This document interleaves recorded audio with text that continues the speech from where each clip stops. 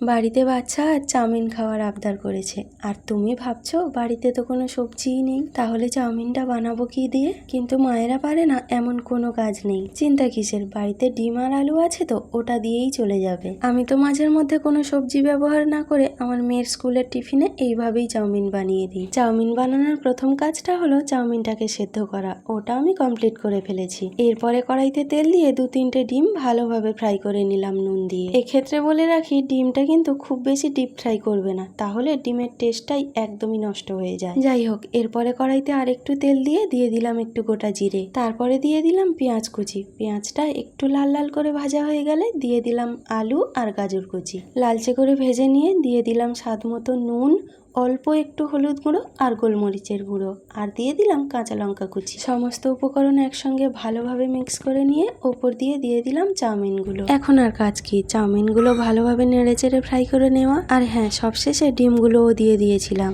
ব্যাস, চাউমিনটা কমপ্লিট হয়ে গেছে। এরপরে খাওয়ার পালা। আর আমার হাতের এই চাউমিনটা আমার বাড়ির সবাই কিন্তু খেতে খুবই ভালোবাসে। আচ্ছা, আজকের রেসিপিটা তোমাদের কেমন লাগলো কমেন্টে জানিও কিন্তু। আর তোমরা কি বাড়িতে চাউমিনে আলু ব্যবহার করো, এটাও জানিও।